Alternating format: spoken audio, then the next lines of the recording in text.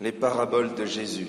Une merveille parce que c'est simple, c'est facile à comprendre, et puis nous qui sommes au milieu des champs, en train de porter du fruit, au milieu de ces fleurs de lin qui égayent tous nos paysages, c'est quelque chose qui nous parle directement. Pourtant, cette image de la parole de Dieu, que la parole de Dieu utilise, cette image de la parole de Dieu, parce que quand Jésus parle de cette semence, il parle de la parole qui est semée dans nos cœurs, cette image a un piège.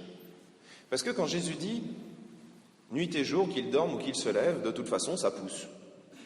Et on pourrait avoir l'impression que c'est la même chose pour nous. Prenons un exemple, complètement au hasard. Ces jeunes. Un jour, ils ont été baptisés. Et on pourrait se dire, c'est fantastique, on va voir le bon Dieu avec le bébé. Enfin, on va voir le curé, mais il bosse pour lui, donc c'est la même chose. On lui demande de le baptiser, il place la foi dedans, que donne la foi, la vie éternelle, et puis c'est bien, ça grandit tout seul. Ça, c'est vrai. Pendant quelques semaines, quelques mois. Tant que l'enfant est uniquement sous votre responsabilité et que cette parole s'appuie simplement sur votre parole. Par contre, dans les champs, vous le savez bien, si vous avez une bande de barbares qui passe en quad, ça ne va pas pousser. Si vous commencez à mettre je ne sais quel produit un petit peu bizarre, ça ne va pas pousser non plus. C'est vrai que si on ne fait rien, ça pousse tranquillement, mais malheureusement, il y a aussi les mauvaises herbes qui risquent de s'y mettre. Et ici, si tout le monde n'est pas agriculteur, il y en a qui doivent être au moins un peu jardiniers, et ils savent bien qu'il faut rajouter de temps en temps ce qu'il faut comme engrais, ce qu'il faut comme main-d'œuvre pour enlever tous les obstacles. Ça, c'est encore une autre parabole. Vous vous souvenez, les oiseaux, les ronces, les pierres. Aujourd'hui, ces jeunes ont pris un engagement qui est de faire grandir leur foi. Et nous avons pris en même temps l'engagement de ne pas y faire obstacle. Une autre chose,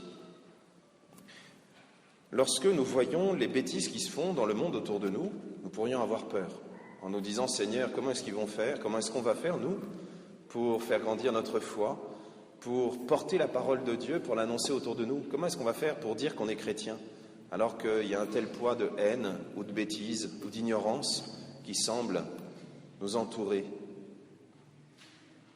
Pour reprendre la même image, est-ce que vous imaginez qu'une petite graine de moutarde soit un peu terrorisée par une brouette de fumier qu'on lui balancerait sur la tête ou une pelletée de terre? C'est vrai que par rapport à la toute petite graine, ne serait-ce qu'une pelletée, c'est énorme. Mais nous sommes capables de savoir à quelle profondeur il faut semer telle et telle graine. Nous sommes capables de savoir quelle quantité de tel ou tel produit il faut mettre. Vous ne pensez pas que le bon Dieu aussi en est capable?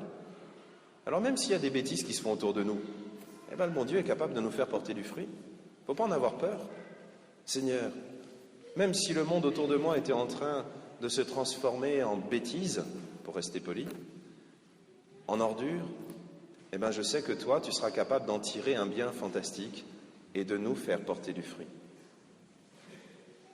C'est vrai, aujourd'hui, nous sommes en Europe au milieu de ce qui ressemble à un hiver de la foi. La plupart des chrétiens oublient rapidement les promesses de leur baptême.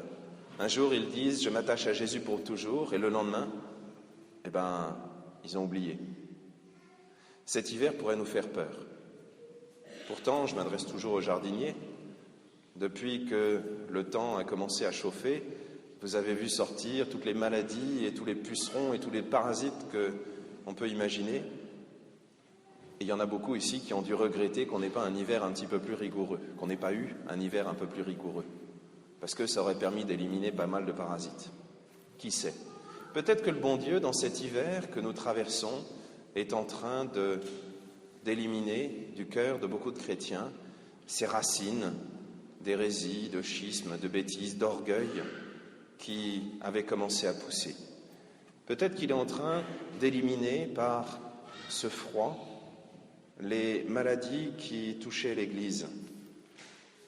Mais cela, ça nous demande une bonne dose de confiance, d'imaginer qu'après le froid, il y aura le printemps, et qu'à ce moment-là, le bon Dieu sera là pour dégager ce qui nous encombrerait et nous aider à porter du fruit.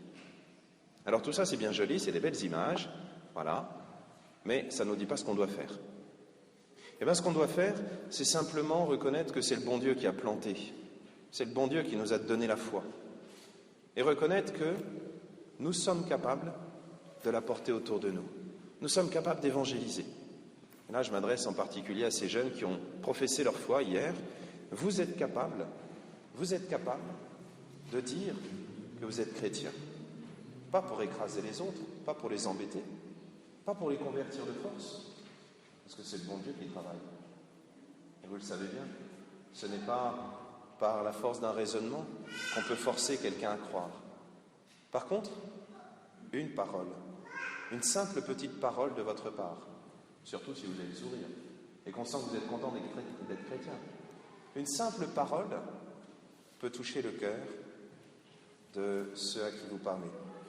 Une simple parole, surtout la parole de Dieu, peut transformer une vie. Et ça, c'est vous qui en êtes les porteurs aujourd'hui. Vous avez reçu, et ça c'est vrai pour nous tous, nous avons reçu le jour de notre baptême la parole de Dieu. Il ne faut pas avoir peur. Vous savez, quand ils ont choisi les apôtres, quand Jésus a choisi les apôtres, il a choisi pas les plus doués, pas les plus intelligents. Il y en a même choisi qui ne savaient ni lire ni écrire. Il en a même choisi qui étaient des trouillards. Il en a même choisi qui étaient des fous, des terroristes. Ah ouais, il y avait un terroriste dans le lot des apôtres. Et il leur a tellement fait confiance que sur leur parole, la parole de 12 hommes, eh bien, le monde entier s'est converti. Lorsque le pape Pie IX est venu visiter le séminaire dans lequel j'ai passé un petit peu de temps, il a dit « Si 12 hommes ont suffi pour évangéliser le monde, que ne feront pas quelques bons prêtres pour la France ?»